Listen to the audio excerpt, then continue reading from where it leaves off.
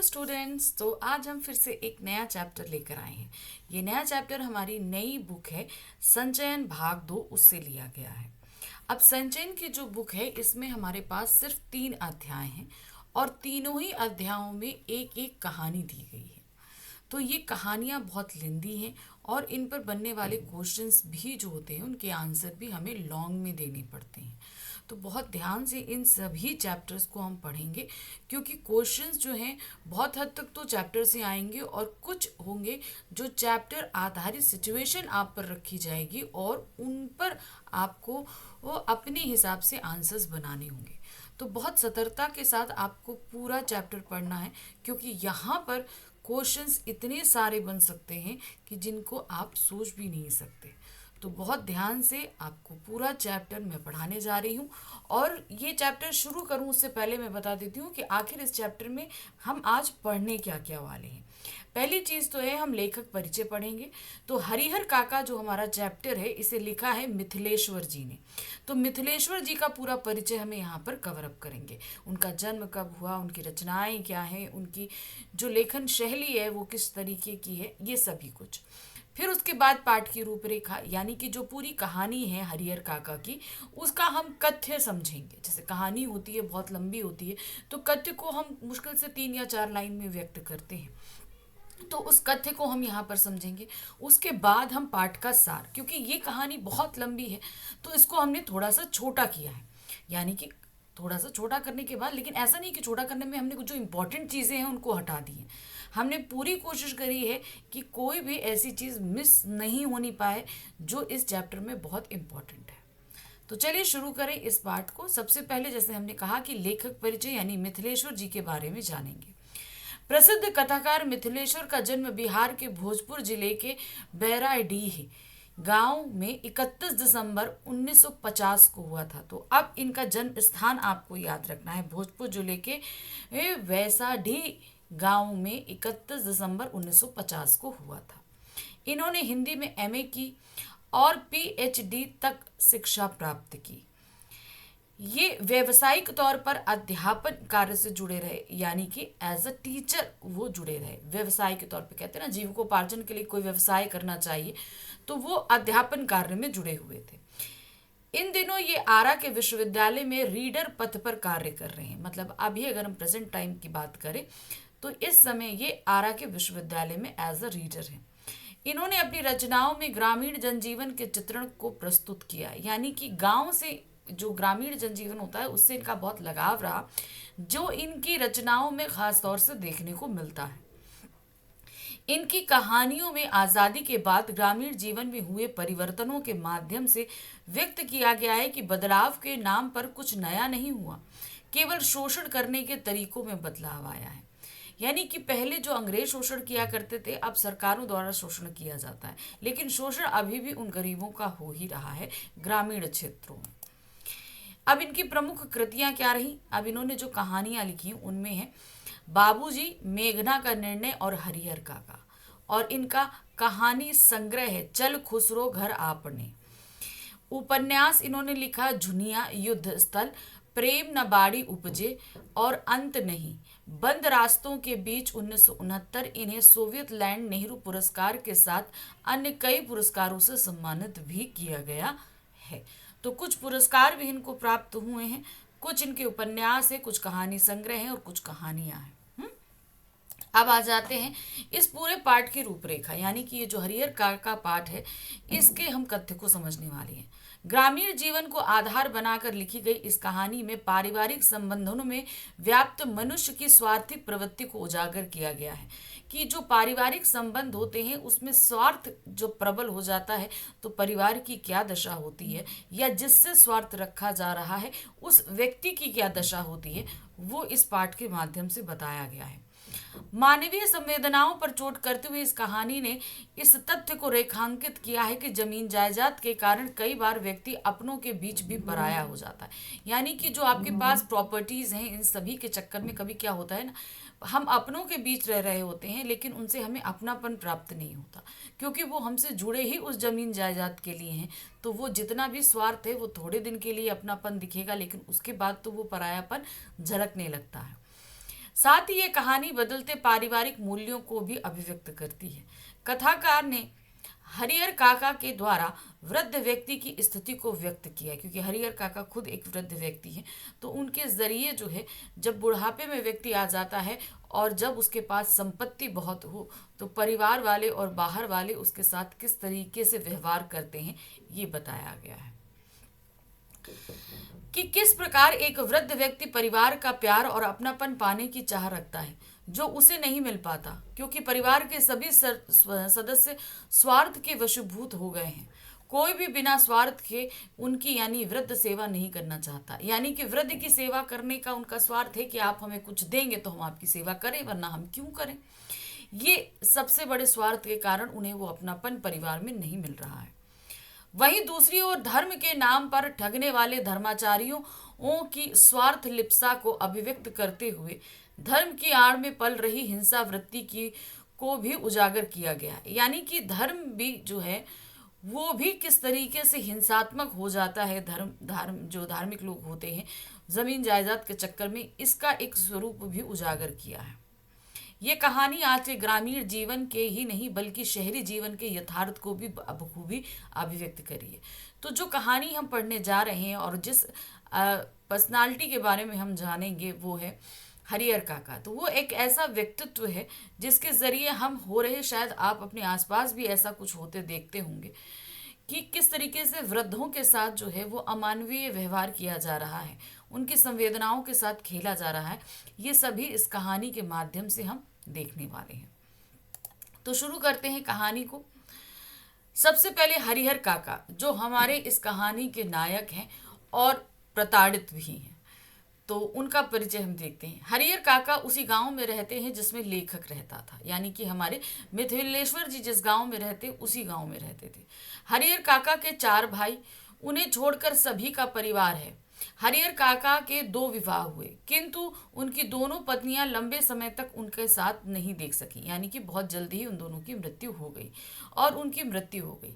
हरिहर काका निसंतान रह गए। यानी कि हरिहर काका का कोई परिवार नहीं, ना पत्नी है और ना ही बच्चे हैं। वे सब अपने भाइयों के साथ रहते हैं। वे अब क्या करते हैं, वे अपने भाइयों के, जो उनके 4 भाई हैं ना, तो उनके साथ रहते हैं। उनके परिवार में 60 बीघे खेती योग्य जमीन है। यदि इसे विभाजित किया जाए तो हरिहर काका के हिस्से में 15 बीघे जमीन आती है। तो 4 भाई हैं हरिहर काका के, तो टोटल हो गए 5, और हरिहर काका के हिस्से में कितनी आई, 15 बीघे। उनकी कोई संतान न होने के कारण उनके भाइयों की दृष्टि उनकी जमीन पर है। अब चूंकि हरिहर काका के परिवार में कोई है नहीं, तो सीधे सीधे उनकी जितनी प्रॉपर्टी है वो उनके भाइयों को ही मिलेगी, तो उनकी दृष्टि वहीं पर है। लेखक और हरिहर काका के बीच संबंध। अब हमारे जो लेखक हैं मिथिलेश्वर जी, उनका हरिहर काका के साथ कैसा संबंध रहा। हरिहर काका और लेखक पड़ोसी थे। लेखक का हरिहर काका से बहुत घनिष्ठ संबंध था। हरिहर काका ने उसे बहुत आत्मीयता के साथ प्यार दिया, विशेष रूप से तब जब लेखक बहुत छोटा था। इसका एक कारण यह भी है कि हरिहर काका की अपनी कोई संतान नहीं थी और वह अपना सारा प्यार लेखक पर न्यौछावर कर देते थे। यही नहीं, वह अपने मन की अधिकांश बातें लेखक के साथ बांटा करते थे। अब लेखक का हरिहर काका को कोई परिवार ना होने के कारण, कोई बच्चा ना होने के कारण, उनको जो अपने एक बच्चे के प्रति प्यार होता है वो प्यार लेखक के साथ रहा।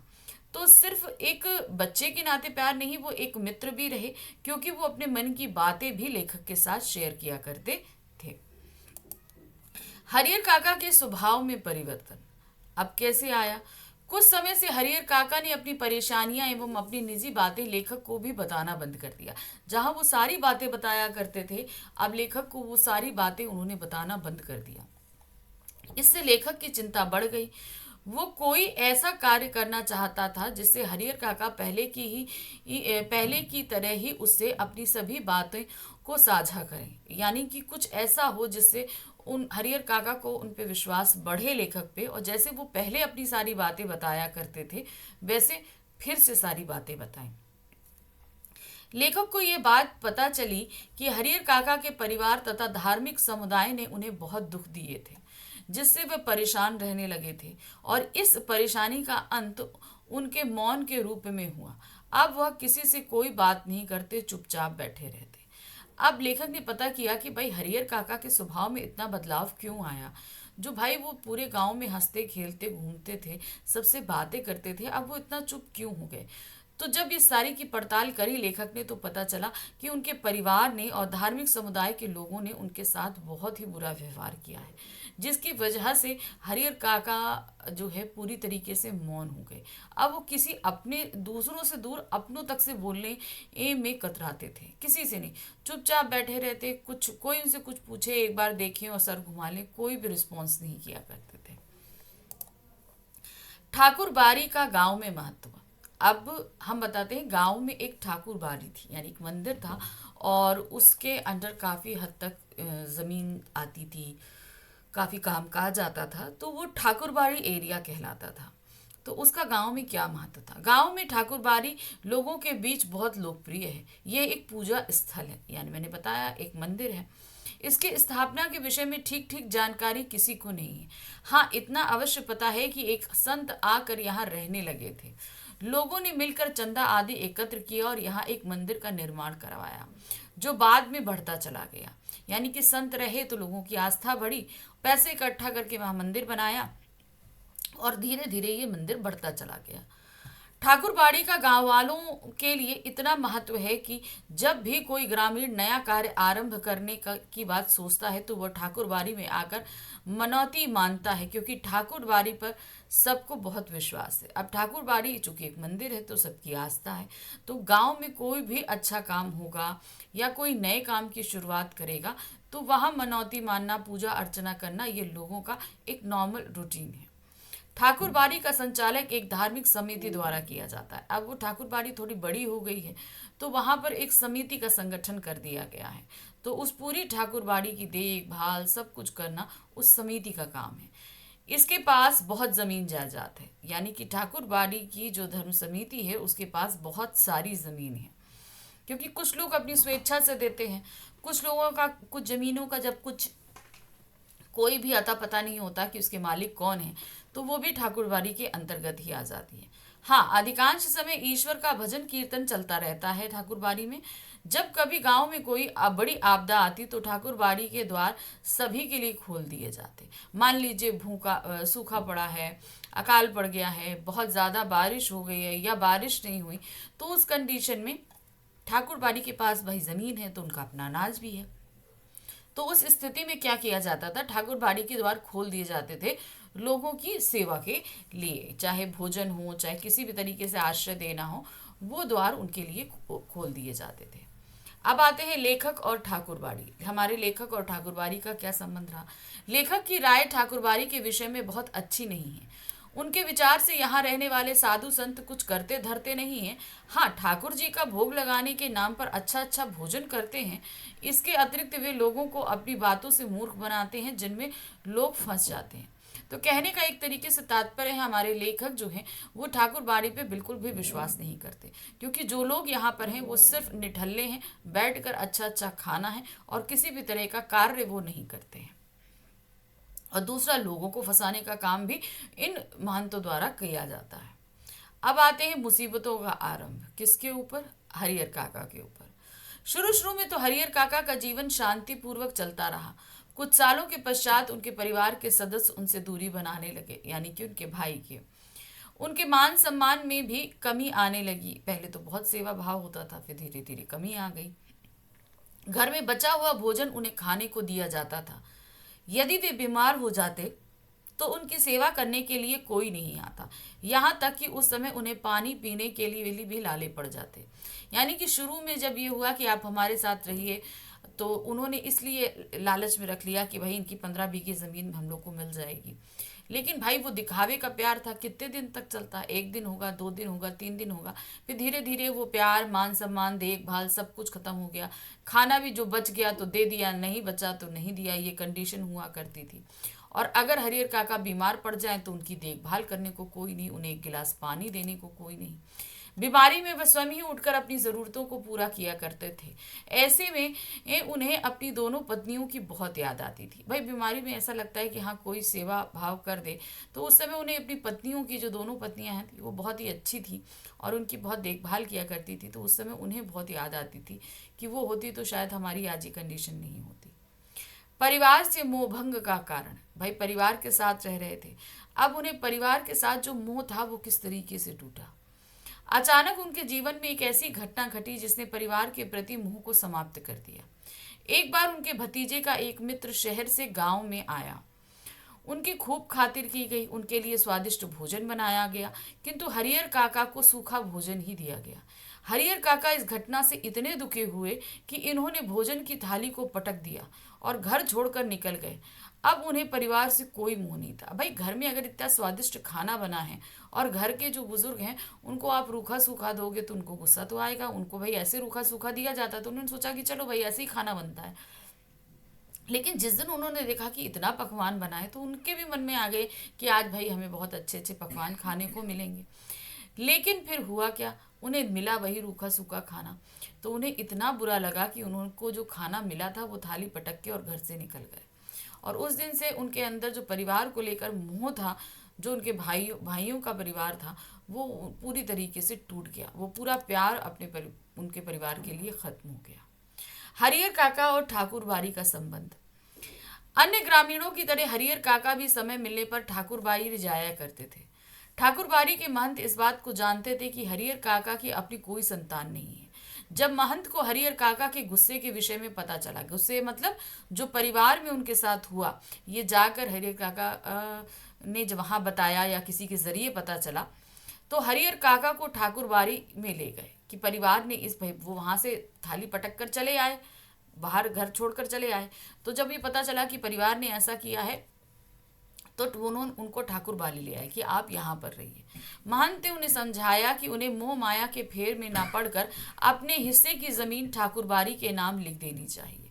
यानी कि उन्हें जो है अब परिवार मोह माया सब कुछ छोड़ देना है। तो यानी कि अब आपको जमीन जायदाद भी छोड़ देनी है। तो जो आपके पास जमीन है इसे अब आप उसका मोह छोड़ दीजिए और ये सारी जमीन ठाकुर बाड़ी के नाम कर दीजिए। इससे उन्हें परलोक की प्राप्ति होगी। यानी कि अगर वो ईश्वर के लिए जमीन छोड़ेंगे तो उन्हें स्वर्ग की प्राप्ति होगी और ये भौतिक जगत भी सही रहेगा। यानी कि इस समय जो अब जितना उनका समय इस लोक में बचा है वो भी अच्छे से बीतेगा। इस बीच हरियर काका की खूब खातिरदारी की जाती थी। ठाकुर बाड़ी में भी उनकी खूब खातिरदारी होने लगी। कारण ये कि उनके पास 15 बीघे जमीन है जो ठाकुर बाड़ी हड़पना चाहती थी, इसलिए भाई ठाकुर बाड़ी भी उनकी खातिरदारी कर रही थी। उन्हें तरह तरह के स्वादिष्ट व्यंजन परोसे गए, उनका पूरा मान सम्मान किया गया। महंत ने उन्हें समझाया कि यदि वे अपनी जायदाद को ठाकुर बाड़ी के नाम करेंगे तो इससे लोगों के बीच उनका मान सम्मान भी बढ़ जाएगा। तो फिर ये भी एक लालच दिया गया कि भाई इस समय अगर आप करोगे तो सभी लोगों को पता चलेगा कि इन्होंने अपनी ज़मीन दान दे दी है, तो पूरा गांव में आपकी वाहवाही होने लगेगी, मान सम्मान प्रतिष्ठा आपकी बढ़ जाएगी। अब आते हैं हरियर काका की घर वापसी। भाई अब तो वो ठाकुर बाड़ी में रहने लगे थे ना, तो अब उनको घर कैसे वापस लाया गया, क्योंकि जो भाई थे वो भी उनकी प्रॉपर्टी चाहते थे। तो जाहिर सी बात है कि उनको वापस तो लाना ही था। तो कैसे वो वापस आए। हरियर काका जब घर छोड़कर गए तो उनके भाइयों को इस बात का पता नहीं चला कि वो चले गए हैं। जब वे लोग खलियान से लौटे तो उन्हें सारी बातें पता चली। उन्हें यह भी पता चला कि ठाकुर बाड़ी ने हरियर काका को प्रलोभन दिए गए हैं। यानी कि उन्हें वहां लालच दिए गए हैं कि आपको अच्छा खाने को मिलेगा, स्वर्ग मिलेगा, मान सम्मान बढ़ेगा। उन्हें लगा कि यदि हरियर काका ठाकुर बाड़ी के महंतों की बात में आ गए तो उनके हाथों से अपने भाई की जायदाद चली जाएगी। तो उनके भाई जब खलियान से वापस आए, सारी बात का उन्हें पता चला और उन्होंने सोचा कि अगर ठाकुर बाड़ी के हाथ वो मतलब मान गए बात वो, तो जितनी भी हरियर काका की प्रॉपर्टी है वो तो ठाकुर बाड़ी के पास चली जाएगी और उनके हाथ से वो 15 बीघे जमीन निकल जाएगी। भाइयों ने अपनी अपनी पत्नियों को इस बात के लिए बहुत बुरा भरा कहा कि उनके कारण उनके बड़े भाई घर छोड़कर चले गए हैं। इसके बाद वे लोग ठाकुर बाड़ी गए और अपने भाई से घर वापस चलने की विनती की। बड़ी मुश्किल से हरियर काका घर जाने को राजी हुए। मतलब बहुत मुश्किल से उनको चारों भाइयों ने मनाया और मनाकर वापस लाए। घर पहुंचते ही घर के सभी सदस्यों ने अपने व्यवहार के लिए उनसे क्षमा मांगी। सबने जो है उनसे सॉरी कहा कि हाँ हमने आपसे गलत व्यवहार किया और खूब सेवा की, जिससे हरियर काका घर ना छोड़े। तो फिर से उन्हें उतना मान सम्मान प्यार सब कुछ मिला ताकि हरियर काका किसी तरीके से घर छोड़कर ना जाए। इतनी खातिरदारी देखकर हरियर काका को भी लगा कि अपने तो आखिर अपने ही होते हैं, उनका दिल घर के सदस्यों के लिए पसीज गया। तो इतना सब सुनने के बाद जब इतना सब देखा तो उन्होंने बालक बोला कि भाई अपने तो अपने होते हैं, गलती अपनों से ही होती है, हम क्षमा कर देते हैं। और वो जो इतना गुस्सा उनके दिल में भरा था वो सारा गुस्सा खत्म हो गया। गांव में तरह तरह की चर्चाओं को बल मिला। अब क्या हुआ, हरिहर काका द्वारा घर छोड़कर एक रात के लिए ठाकुरबाड़ी में रहने और उनके भाइयों द्वारा अनुनय विनय करने पर वापस घर आने की बातें गांव में फैल गईं कि हाँ किस तरीके से हरिहर काका घर छोड़कर गए, एक रात वो ठाकुरबाड़ी में रहे और फिर से घर वापस लाए गए। तो इस तरीके से भाई लोगों के बीच तो बातें बनने लगती हैं और बातें बनने लगी और गांव में तरह तरह की बातें होने लगी। इस बीच लोगों ने तरह तरह की बातें भी शुरू कर दी कि जैसे हरिहर काका को अपनी सारी जायदाद ठाकुरबाड़ी के नाम लिख देनी चाहिए। तो कुछ लोग जो ठाकुरबाड़ी में ज़्यादा जो है आस्था रखते थे तो उनका मानना था कि भाई इनके तो कोई परिवार है नहीं तो उन्हें अपनी सारी प्रॉपर्टी ठाकुरबाड़ी को दे देनी चाहिए, इससे उनका नाम अमर हो जाएगा। कुछ लोगों की राय इससे भिन्न थी। वे सोचते थे कि हरिहर काका को अपने हिस्से की जायदाद अपने भाइयों के नाम लिख देनी चाहिए। तो भाई जितने तरह के लोग उतने तरह की बातें और उतने ही तरह की सोच। कुछ कहें कि ठाकुरबाड़ी को दे दो, कुछ कहें कि भाई भाइयों को दे दो। तो सबकी अपनी अपनी बातें गांव में चलने लगी। मन की उलझन और हरिहर काका की लेखक से मंत्रणा। अब भाई अब हरिहर काका भी सोच में पड़ गए तो किसी से सलाह लेनी थी तो लेखक से मंत्रणा हुई। एक दिन हरिहर काका ने अपने मन की उलझन लेखक को बताई।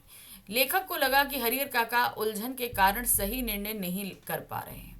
सारी उलझन बताई तो कहते ना हमारे मन में दुविधा तो हम सही ही निर्णय नहीं ले पाते। तो वही चीज जो है हरिहर काका के साथ हो रही थी। बहुत सोच विचार के बाद फैसला लिया गया कि हरिहर